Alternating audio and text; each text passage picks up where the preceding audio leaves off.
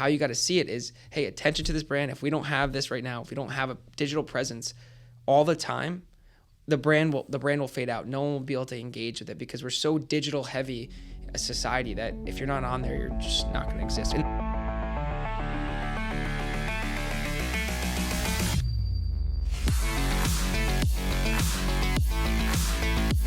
This is the Healey Brothers Show. So today's a pretty straightforward and simple episode. We're just going to talk about our social operation, for social media purposes, and even TV and radio, and then why we do it. Because it's not just for us, it's for the consumers as well.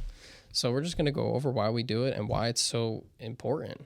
So if you want to talk about what made you want to focus so heavily on social media? Yeah. So first off, the radio and TV we'll touch on, but most of that's just for marketing. We're really showing our deals, and then we'll mix in what we do in the community and all that stuff on those channels. But most of that's, hey, the greatest leases this month. Hey, we have special used vehicles for sale and all that stuff. So that's more of a marketing. But for what we're going to talk about right now, it looks like we're going to talk about just social media organically. Yes, we do spend a solid amount for marketing, engaging, showing our deals, showing what Healey's about, scheduling service, and all that stuff. But the main reason I push organic social, because obviously everyone's consuming crazy amounts of social media every day. I think 4 to 8 hours a day, someone's on their phone scrolling. Yeah, it's unhealthy. It's something crazy. So why not be on it? And it's a lot of work. So I understand. We have 10 brands we have to take care of. And every different social media platform has a channel. So besides a few like YouTube and TikTok, they're just main accounts. And you look at our Sprout. Yeah. Has all the accounts it's mayhem. And I harp on it all day. I'm on everyone. You got to take care of these accounts every single day. Yeah. So the main reason we focus on it so much, obviously everyone in the world's on it. So many different people. Everyone in our community is on it, from 24 years old to 65 years old.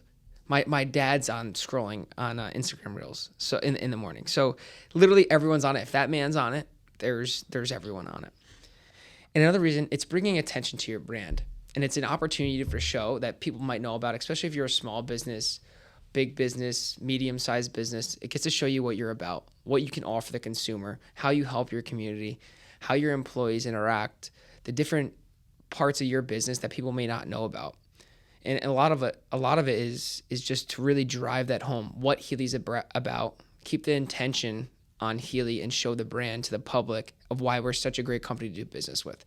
So in a nutshell, that's really what it is. And I know to you guys and everyone, every Tuesday, I harp on, guys, the whole point of it is attention and to show the consumer how we can help them and how they can benefit by doing business with us, but also what we do to serve the community. And I'm a big harper on serving the community as well. So that's really our main focus in a nutshell, is really to show what we're about, not just shove product. I always say it to you guys, shove product down your throat, shove service down your throat. It's really just to show the image, the branding, and show everything we're about, which is very important. That's why I want people at our stores always engaged, that the salesman having fun, us ordering food for everyone from a small business. Just really, who doesn't want to do business with a company that's always looking out for the community, always looking out for their people, always looking out for the consumer, offering great things for the consumer. And I just think that's super, super important. And social media is the best place to do it. And it's easy really to see the analytics of it as well, which is like radio and TV. You really don't know. Yeah, you can't really see analytics for that. I mean, you can see when your ads run, you could check spiking in your Google Analytics and all that stuff, but how accurate is that really?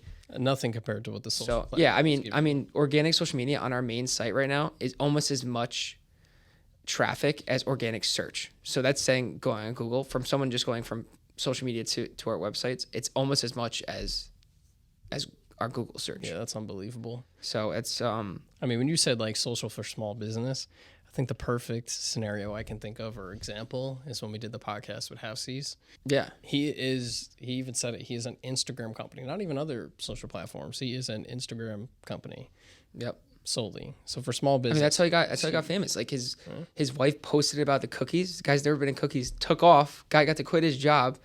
And what a phenomenal guy too. Dave's phenomenal. And all took off because of social media. He goes, it changed my life. And social media can really change your life, but also keeps you engaged with everyone. sometimes a bad habit, but it's overall, I think it's good and everyone can interact with but each other. So it's just super important for business. oh, it's important. If you don't have it, I think if you don't have it and you're not branding on it, I really missing think out. you're not going to exist in five No, years. not at all. Yeah, like you Not at just all. won't be. If you don't have a digital footprint, you just won't be there anymore. No, completely. So now if we want to talk about like the different types of videos that we do create and their individual like importance to us, right? Because like you had mentioned some like product, like service, community involvement. So like what's the exact importance of those individual videos? Like the first one we'll talk about is like the features on new and used cars. I think if I think about the importance on that, it has nothing to do with us. It has everything to do with the consumer. If we're showing like the features of a new and used car, it's to help them make a decision on a purchase, right? Like if it's a mom buying a car, it's like, all right, well, I need 3 rows. I got 4 kids. I can't fit in a regular like 5-seater SUV because my kids are young, so none of them can sit in the front seat. So I need a 3-row SUV, right? But then forget about the mom. Maybe it's just someone that I need ventilated seats. I need massaging seats in a Lincoln. I need certain features. I need a panoramic sunroof. I can't not have a sunroof. I feel claustrophobic, right? So in terms of the features that I think of for the new and used cars, it's to help the consumers make a purchase so they understand what's in the car that they're looking at. Or understand the vehicle they have. Sometimes, That I mean, is we true. have people Understand like what they product have specialists as as well, but you have to remember the average consumer doesn't really know a ton about the car. Yeah, they can go on YouTube and they could search it up. We have videos and how to and all that stuff. The factories have that. You can go do all your homework you want, but like the consumer every day, they might not know little features that are in their vehicle that you need to help them with. And we harp on that too. The how we could help the consumer. Simple things like, hey, this could fit your big Stanley water bottle. Like those things, like When Joel did yeah, those, yeah. yeah, and they work well. But those are simple things the consumer's like, oh wow, I can fit my giant water bottle.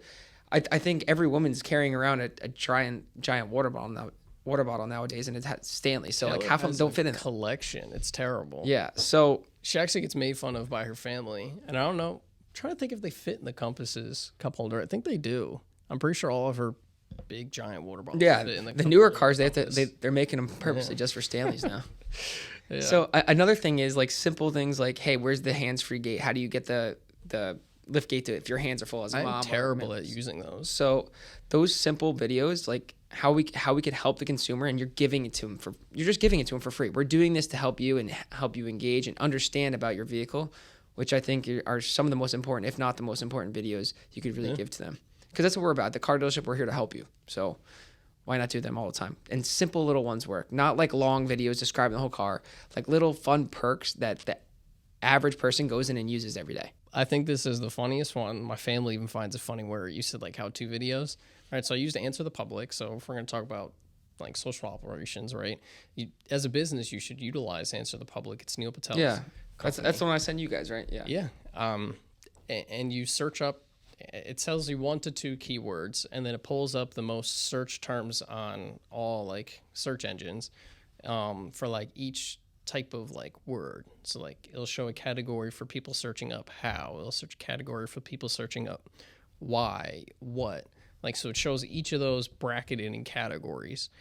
And I think the exact wording was how to open Chevy Malibu trunk from inside. So it's not perfect. Like, That's a little scary one though. well, so it's Considering it's a sedan. so it's not like perfect wordage, right? But it's showing you that's what people are searching up. So forget about it being a correct grammar. That's what people are searching up, right? I actually looked the other. And they weren't looking for the emergency one in the back, right? Well, they definitely weren't, but that's what I used because it didn't have it, right? Like if I look at my CTS, I have a button here to open it from the back. A lot of SUVs also have the buttons in the inside to open it.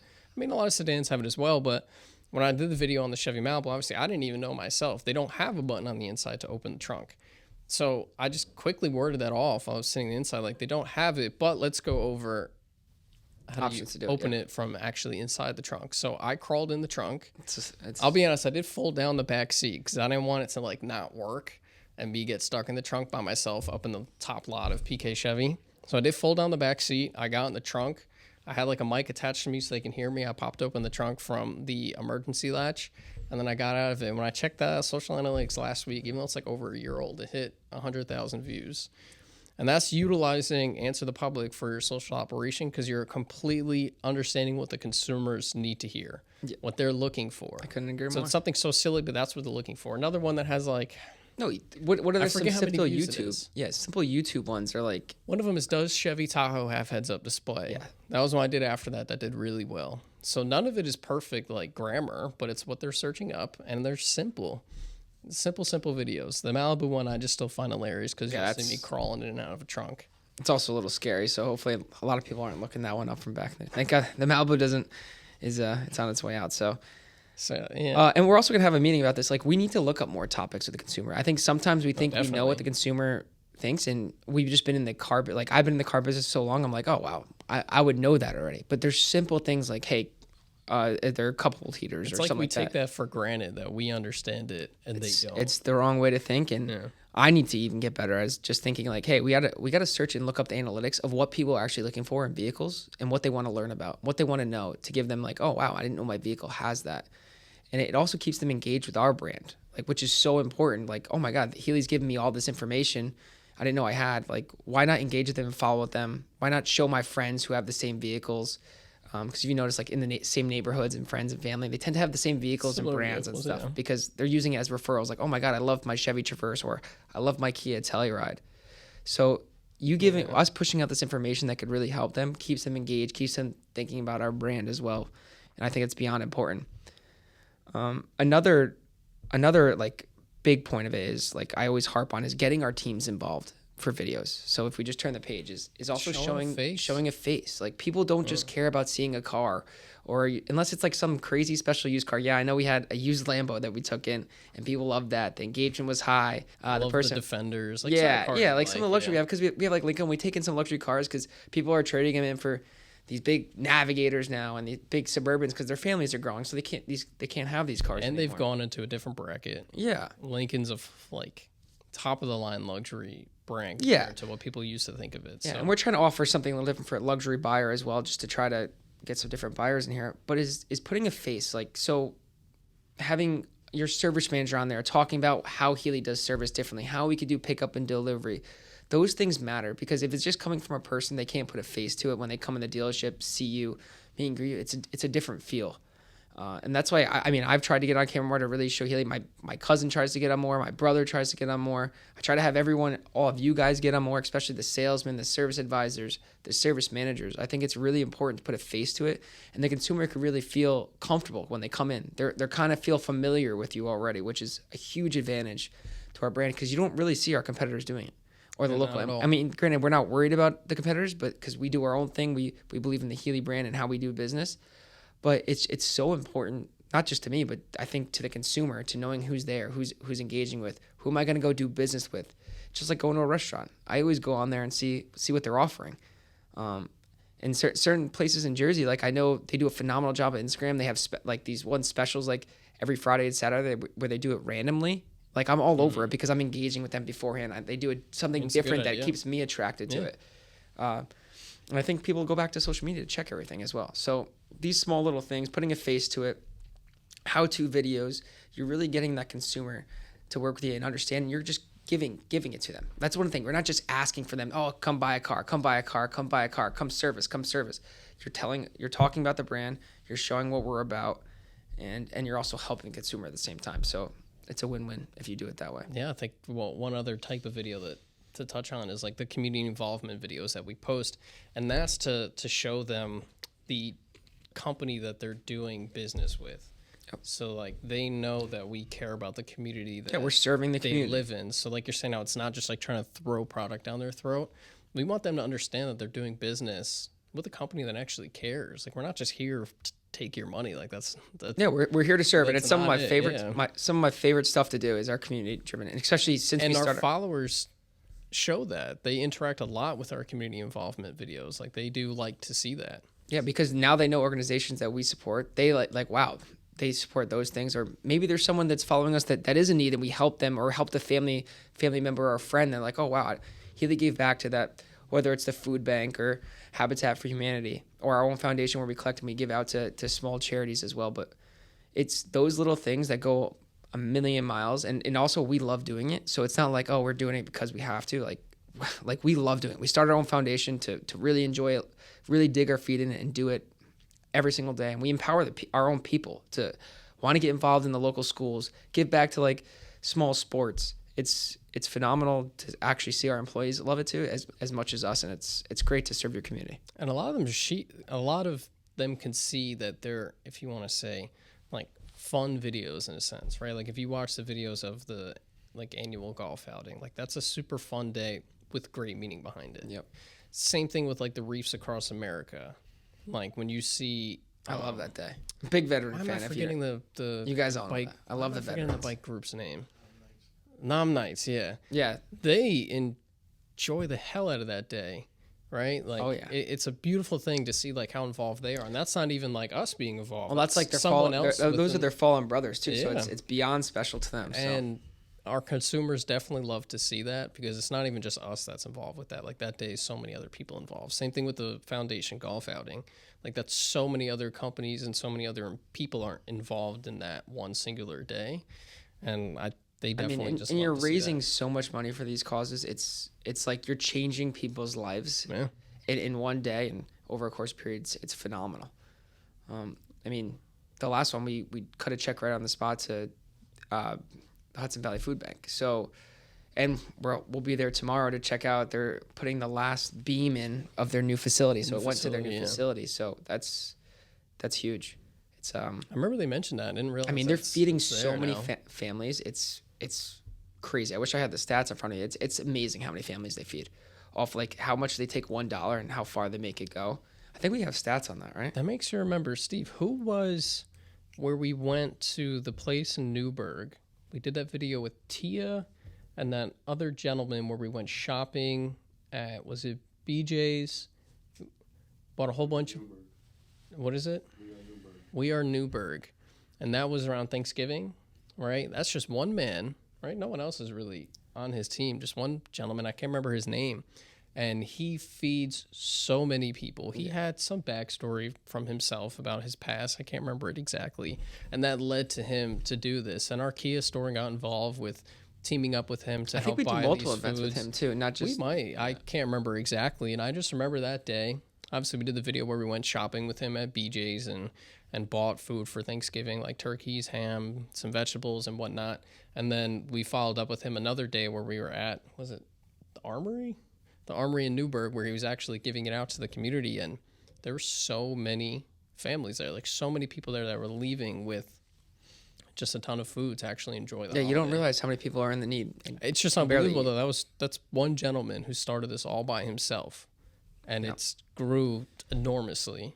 And then we've stepped in and we help him supply to them, and it was just awesome to see. Yeah, and also like when we take all this content in too and supports the community, you're getting more people to jump in to support them. Yeah. So you're showing like, hey, you don't understand how many people are in need here. Like $5, $10, $1 goes a long way to feed people. So and that goes with all charities. So don't feel like that's why we're doing it and taking this in and we're enjoying doing it. But we're creating this to get more people to join in, help these small communities, give them the spotlight because they're helping so many people. And that's where social media comes in. You could really do this at a massive scale instead of just one person hiding behind a closed door and just doing it. Why not get the whole community get behind it and really push it out to help the people in need? Yeah, so I would say in terms of like the different types of content we create for our social operation, community involvement is definitely one of the most important and just one of the best ones. Oh, I mean, it's the most fun to work on too, because it's just unbelievable. You're getting all smiles. You're getting no backlash. That's what's nice too. Sometimes when you put something out about like a car, like, oh, that's a stupid feature, or the YouTube comments. That is like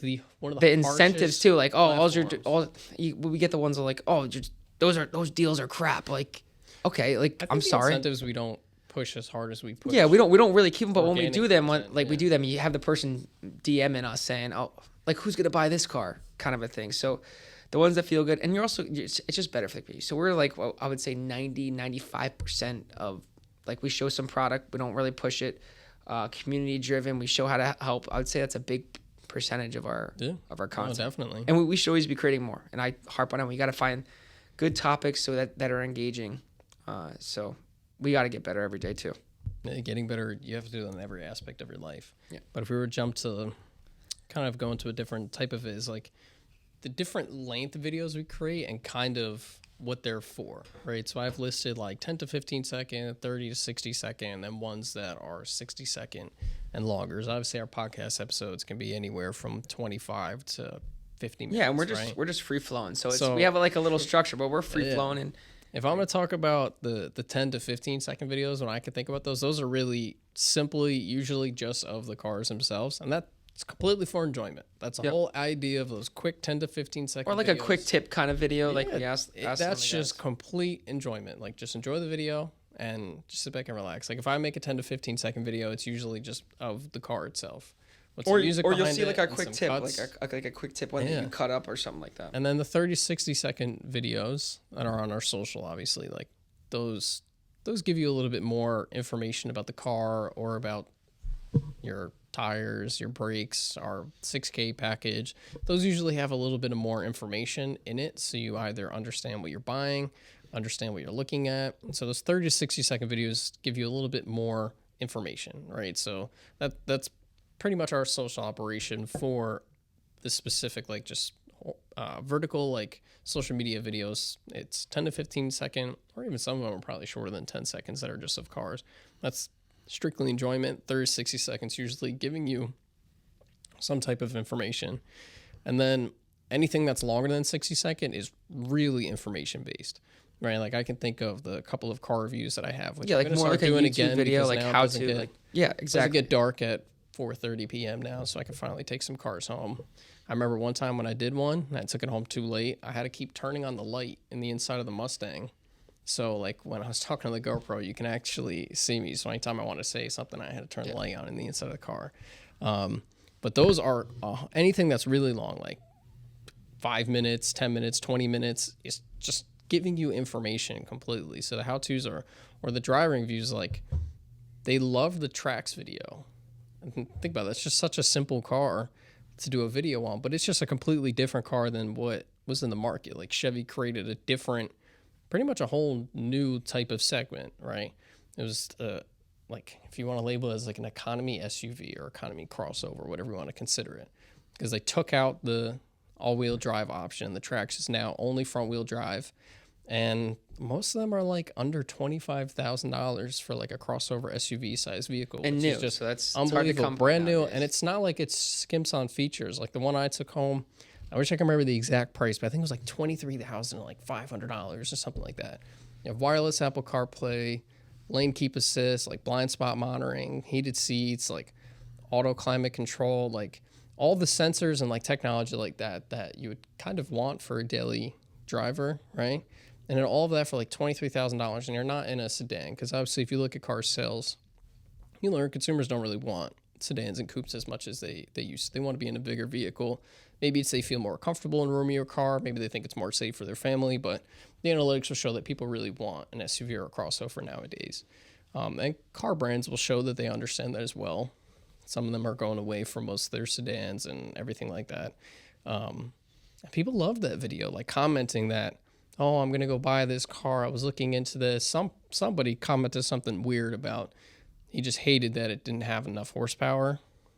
So like, I mean, it is what it is. Everyone has their own opinion. It is what it is, but you got to understand the idea of the vehicle. It's an economical SUV, so you're not trying to have a lot of horsepower in it. I think, what was the car that your brother Dylan said someone wouldn't buy because it was capped out at 99? Was that the Trailblazer? Steve, do you remember? I think it might have been a Trailblazer, but he wouldn't buy it because it couldn't go over 100 miles an hour, something like that. It was one of the what Chevy are you doing cars. going over 100? But that Trax comment reminded me of the same thing. But so that was probably I think that's the most engagement we got on one of the car reviews was of the Trax, right? So that's got way more views and way more engagement compared to the Mustang GT one. And I feel like that's just because it's something that's different, something that people Well, it's really also the need. Type of video too. So you're really giving them. Yeah, well, the Mustang was the same type of video, but I think it was really that like. But are there more? There might be more Mustangs. There might be more, but I think it's like more. they know more about the Mustang. Exactly. It has a 5.0. It's a rear-wheel drive V8. Like maybe in their eyes, like how much different is it really? But when they look at the Trax, we got to think of that from the consumer standpoint. They literally know nothing about this car. Everything about this car is completely different than the previous model. Everything. But the Mustang is semi-similar to the ones that have been out for 20 years, right? You look back at a 2002 Mustang, it has a 5.0 V8 in it with a 6-speed manual and rear-wheel drive, right? But a track's completely different. So people really like that one. And then our podcast, our short-form videos for our podcast get a ton of traction. And I think that falls back to what you said about putting a face to it. They get so much traction, consistently getting a lot of views compared to maybe some of our other videos. And we're also pushing it out a lot, so it's familiarity viewage too. Yeah, their average views are really well. And actually, our Bronco one is now our second highest viewed one on YouTube.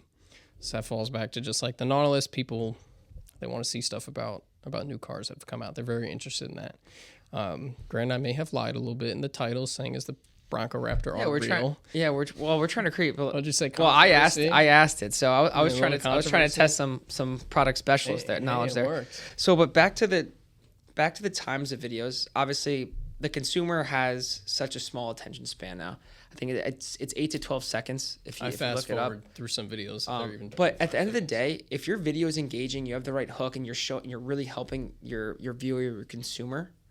I don't think it really matters how long it is. I've watched a podcast that I can't watch for more than 2 seconds, and I've watched a podcast an hour and a half. I watch it every Friday, and I can't get enough of it. Yeah. So it's all about the content you're sharing with your consumer, your viewer, whoever it is. So it has to be engaging, has to help them, and it can't be boring. So a lot of times you put out like, I only put out a 5-second video. They might not watch it because it doesn't mean anything to them. So you really have to find your audience, critique your content to it, make sure you're helping the consumer, you're giving to them, and have a kind of like, I don't want to call it I don't think hook's the best word, but drawing them in to want hook more. Is a really good word though. God, I can't remember. Yeah. So like, but like it's it's scary that our attention spans are that bad, and you scroll through unless you're seeing like something on there like what is it, like, is there a Bronco Raptor R? That's your audience. But there's a lot of good knowledge of what possibly can come out, what they're thinking of doing with the Bronco or another Ford product in that video. That's intriguing, and you're getting it from a professional, sales professional that really obsessed with Ford, has his own Bronco, and knows everything about it. So, and he was right. He couldn't remember the exact name, but it's the Bronco Desert Racer or whatever. Yeah. So there is one. The different lengths of video, I think they do matter to an extent, but if you're having the engaging content, and that which we try to preach and try to do every time, it doesn't work every time, and you can't get discouraged if it doesn't work. But it doesn't matter to the fullest. I know our attention spans are short, but there's different things you can mix in there to put longer content out there like this. Like if we do a long conversation back and forth, but there's multiple good points around the same thing, you could push that out there on, say, Facebook, Instagram, YouTube. So it all comes down to engagement, the hook, what they like. There's different views on everything, but that's my view on it. No, it's a great view on it, and I remember exactly what to call the hook. I couldn't think of it. I have it saved on my iPad. It's like a curved graph that shows you what to go through when you create it, and they call it a problem. So a problem doesn't necessarily mean something like bad. So when they say like to start with a problem, then I think it's a problem. Then it's promise to give a solution. Then it's fix it or something. I can't remember the exact way it tells you to go through your video. So the problem could simply be not understanding what's in a vehicle. And like an aspect of it that is a problem for someone. I don't know what's in this vehicle. A problem can be is I don't understand exactly what a 6K is. A problem can be I don't know what a BG product is. So it doesn't have to actually be something bad, but the way they label it is start with a problem, give a solution, and promise to fix it. So it's problem, solution, promise. And you go through that, and that kind of fixes someone's problem. So, right, like for when I did a video, actually yesterday, I haven't edited yet, was with one of our technicians about like tire tread depth and like what it means. So the problem is that consumers might not understand like what do these numbers, what is 8:30 seconds, what is 2:30 seconds, or whatever the exact number is. Like, what does that even mean? That's a problem to me because I don't know what it means. So now when I give you the solution, it's like showing you the gauge, and then the solution is also what these numbers actually mean for like your stopping distance, and what they mean is when you should look to replace your tires. And then the solution is that also the legality of the tire tread to pass inspection as well. Yeah. So simple things like that, but you're solving like simple things like that. When you solve someone's problem, it makes them to come back for more. Yeah. It makes them think you're going to answer their problems about their vehicle or whatever we're answering, or a service issue, whatever it is. we can answer those problems, and that makes you want to engage with them. So, and this is just for other businesses to understand. Just think of it in the aspect of give a problem, a solution, and promise to fix it.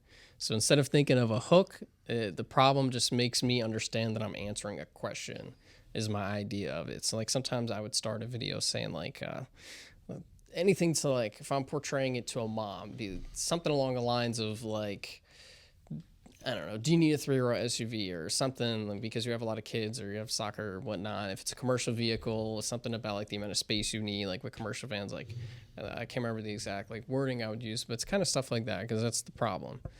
Problem is I got 4 kids, I can't fit them in a Hyundai Ioniq 6. I need a little bit bigger vehicle. I'm going to go for the EV9 now, or the Hyundai Santa Fe now has 3 rows, right?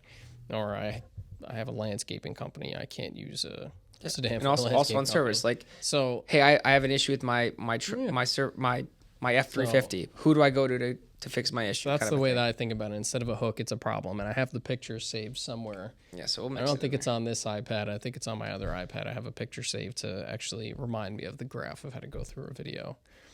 So that's really our social operation, kind of, to summarize it very quickly. Obviously, there's a lot more that goes into it.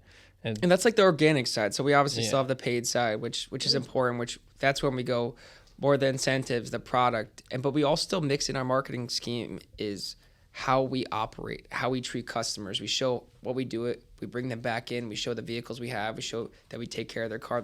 We want to show the whole life of the consumer's life with their vehicle. So that's what we do on the paid side as well. And when I say there's a lot more to go into it, this is really what type of content we create. People couldn't even fathom what goes into actually like dispersing this. That's a big So part of the social operation. In a simple way, I'll say it again, is what I preach to you guys is the main reason we use social media. The main reason we post, and we don't just rely on paid social. It's to show attention to the Healey brand, to show what Healey is about, and then how we could help the consumer. Those are the 3 most important things. I harp on it a lot, but at the end of the day, you really want attention to your brand. And how do you do that? Is give it to the world, give everything away, and show it on social media. We have all these different platforms, and if you don't utilize it as a brand that's why I'm trying to just show everyone, like, it's so important to show your brand. Like, you won't exist if you're not showing your brand and have a digital footprint anymore. So would you say the way you're wording that would be kind of your advice to other small businesses? Yeah, I would say advice, but like when I talk to you guys all the time, I'm giving you guys this advice, and how you got to see it is, hey, attention to this brand. If we don't have this right now, if we don't have a digital presence all the time, the brand will fade out. No one will be able to engage with it because we're so digital heavy a society that if you're not on there, you're just not going to exist. And that's advice for other businesses, people, whatever you're doing, and just social media. That's how I look at it. That's how I go about it, and that's how I preach to you guys. Is obviously there's little things you could do, but that's at the end of the day, it's the simplest way to put it. No, I think that's a perfect way to put it. It's all about that. Thank you for tuning in. Don't forget to like, comment, hit that subscribe button, and follow us at Healey Brothers on all social platforms.